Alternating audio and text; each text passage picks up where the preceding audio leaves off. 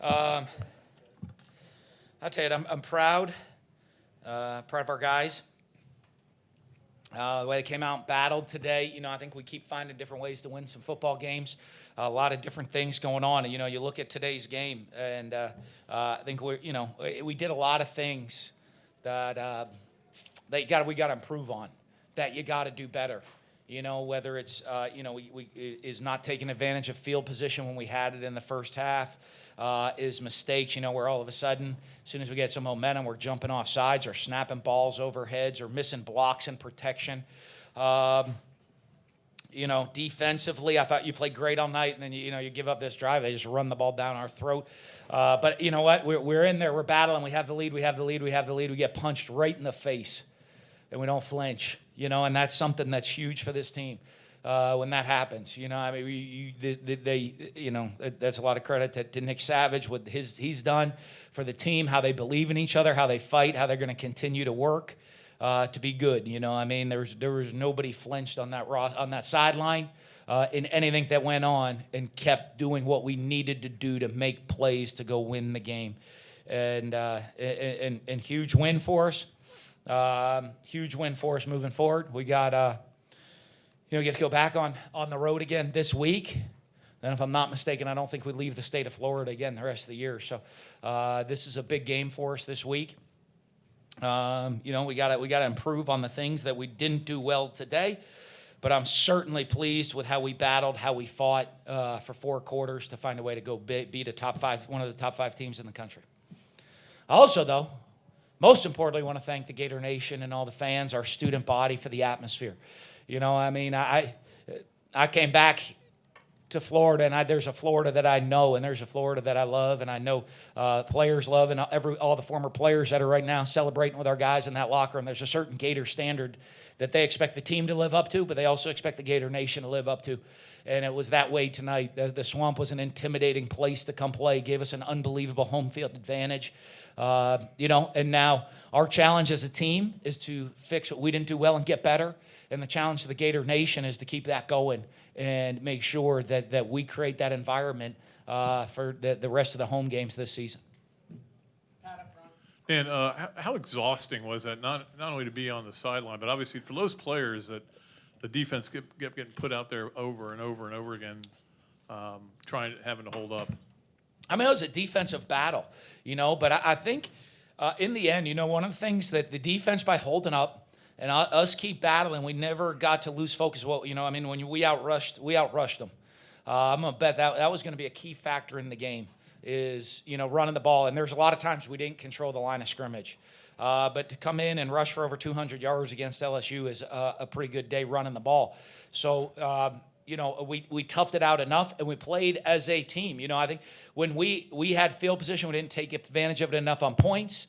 But you do see that how field position affects the game. When we were struggling, we were pinned deep. When they were struggling, they were pinned deep. And so offensively, we got to continue to do a good job of play great defense, not just getting points on the board, but flipping field position in both the kicking game and offensively. So, but defense kept battling. Both teams did. Their defense. That was a big time. That was a heavyweight fight right there. And does this game show? I'm not saying you guys are where you want to be toughness wise, but from maybe where you were at the beginning of the season? I think so. I think it shows certainly a little bit of the mental toughness aspect of things that we continue to grow. The physical toughness, that's going to come by every day at practice, every day working and straining and getting tougher and getting harder and just a little bit more finish, a little bit more technique. As I can strain into my technique to finish things, blocks and get off of blocks, run to the ball, making tackles, playing as fast as I could. But mental toughness, certainly. When you come and you're at home and I was talking about holding the rope, and all of a sudden that third, fourth quarter, that rope starts slipping through your hands and there's burning. You ever try to hold a rope and it starts ripping out of your hands? It's burning your hands. So most people, right, starts burning your hands. You can let go of that rope. We didn't let go of that rope. Yeah, even though it was slipping, we held on. And eventually we stopped the slide, and then we started yanking and pulling it back in, and we're able to win the tug of war there at the end.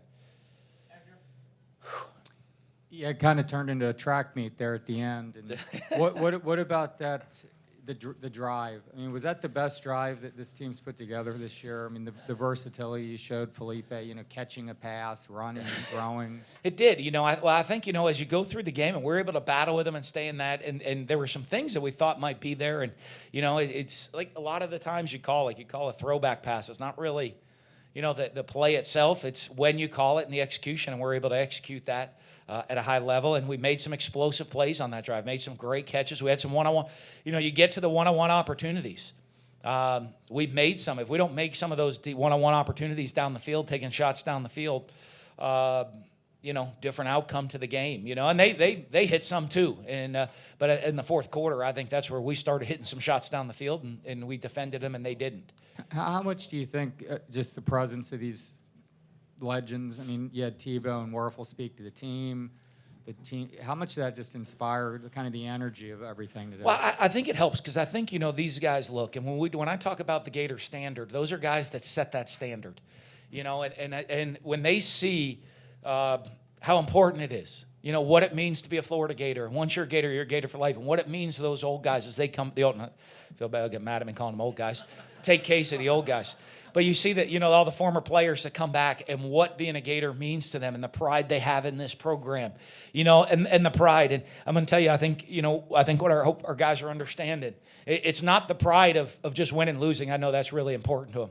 But the pride of the effort in which and how hard they go out there and play every single week, and that they look like the Florida Gators that the former players expect us to be like. The program looks and we play the way that they expect us to play and how they played in the past, and that's what they want carried on in the future. And so I think that motivates our guys to sit there and understand these, because you know what?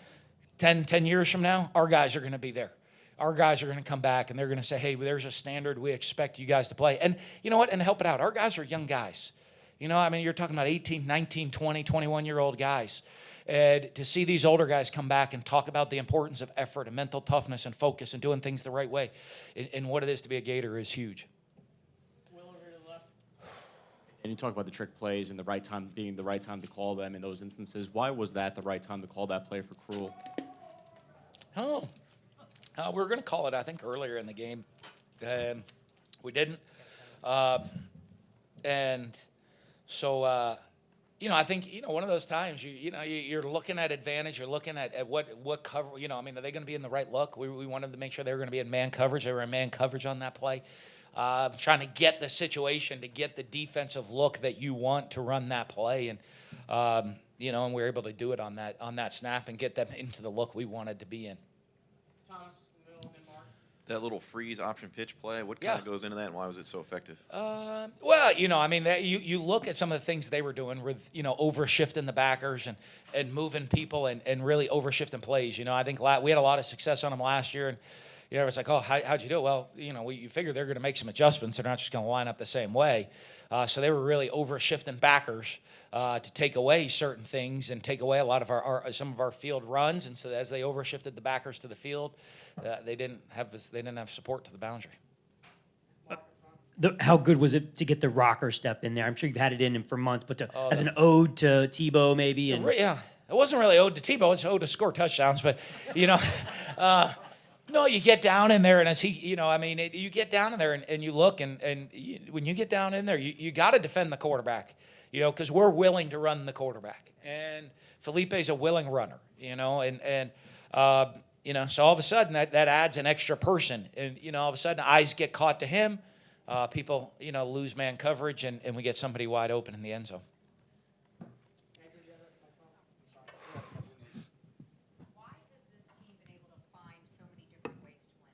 Well, I think, we've talked since I've got here about being a team, of you win by being a football team. You win by sticking together.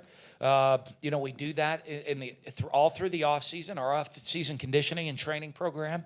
It's not like offense goes at one time, defense another time. Everyone's split up.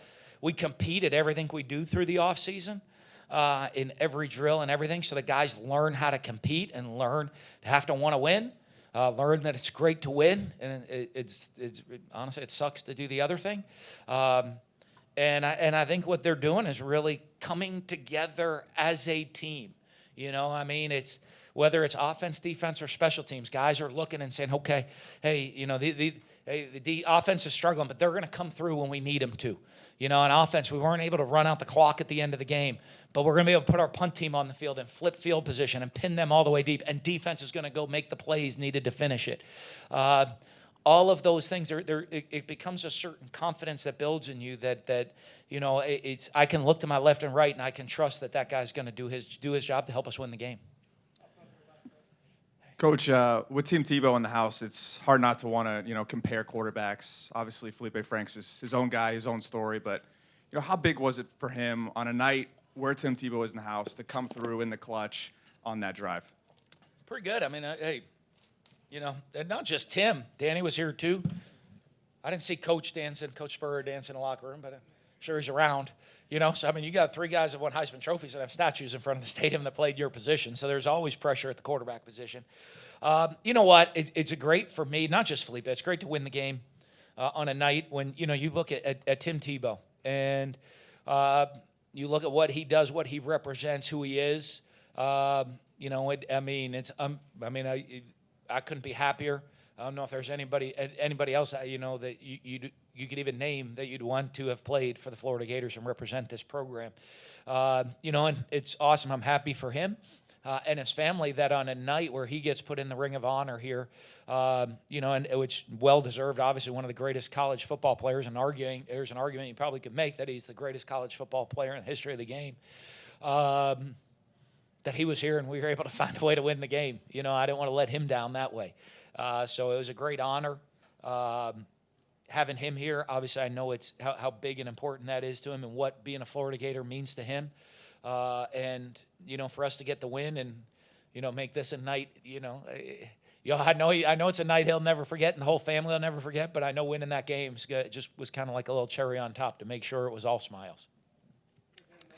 I did see him, though, before the game. Tim was ready to go now. He was ready to buckle it up and go right now. He had that look in his eye right there. He was ready to play. Dan, the CBS cameras caught you after the go-ahead touchdown, kind of going crazy, getting the crowd riled up, losing your visor. Have you ever had a moment that animated in a game? I'm sure I have, many a time. You know what? Part of it is I want to make sure that, hey, there's a lot of students that weren't here 10 years ago. Right? There are a lot of students who weren't here 10 years ago. A lot of people that maybe are new Gator fans or didn't see it or haven't experienced it. And I want to make sure that the Swamps I want them to know. I'm watching them too. That wasn't just about our team. I was to make sure every single person in that stadium, they knew that the game was on the line right there. They needed to get up on their feet and make it and go crazy. And, and for the student body and the Gator Nation to help us close out the game, and they did that. Brad Stewart with his interception, pick 6. Your impressions on that play and then what he's been able to do for you. Great play by him. One of the hardest things you can ever do in football, because if he runs it back to the 1 and takes a knee, the game probably over at that moment, which is tricky when you're up 1 and we score and then it goes to 8 and they could still go do it. But heck of a play. You know what I mean? I think our defense, when called upon there in the fourth quarter, the stops they needed to make, and then offense, great, good job getting a first down or 2, taking some time off the clock, great job in the punt game, flipping field position, and defense just coming out and absolutely slamming the door on them, to finish the game off. Hey, Dan, can you just talk about how the offensive line success, especially against a great defensive line like LSU, and how vital that was for you guys? Well, yeah. I'm going to try to be positive or nice. Success is a tricky word for me to use right there with our offensive line play tonight. I don't know that success is the right word. I think they battled. There's a lot of things I think we need to do to get better up front. But that being said, we battled. We fought. We toughed it out. You know what? And when we needed to, they came out and knocked LSU off the ball and were able to finish the game, help finish the game and in a drive to go ahead, okay, and then come back in a drive to really eat up some clock and start to flip some field position. And so I love the toughness that they kind of brought. But there's still a lot of things we have to get better at and eliminate some of some mistakes that we don't need to be making. We actually have our players before Yeah, I got you. I can hear you. Hey, when did you put that in, and does it have a cool name like Kodak? No, that's just called throwback. We have some cool other plays in there, but the it wasn't as cool as just called it's just called throwback. Is one we had from a long time ago, and so I wasn't smart enough to create cool names for plays until about 4 or 5 years ago, and and that's one we've had for a long it's just that play we've had for a long time, and we run it different ways, but sorry. I gotta be more creative than just throwback. Trey was here. We got to get him. Yeah, it was great to see Trey here and get a play like that for him, right? The tricky one is you could like John Hevessy's like, let's put in a play called Sinatra. I'm like, well, nobody knows. Man, that'd be good for you, but nobody on the field don't know what the heck to do. They'd be like, what? Who's that?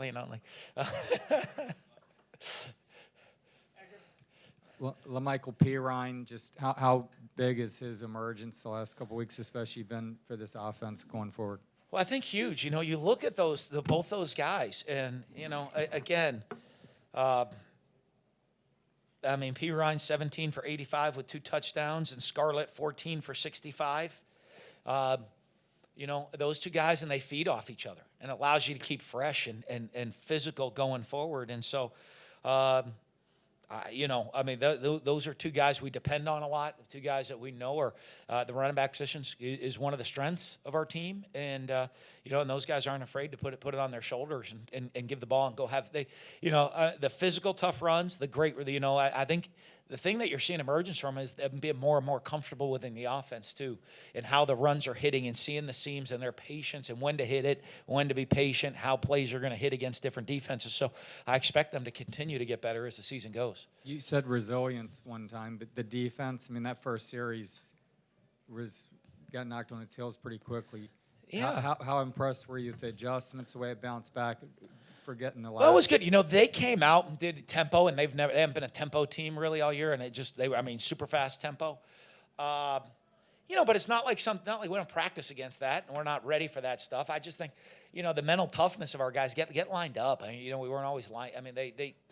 That's frustrating. I know Todd got after him, so really, it wasn't as much of an adjustment into the scheme of everything that they were doing.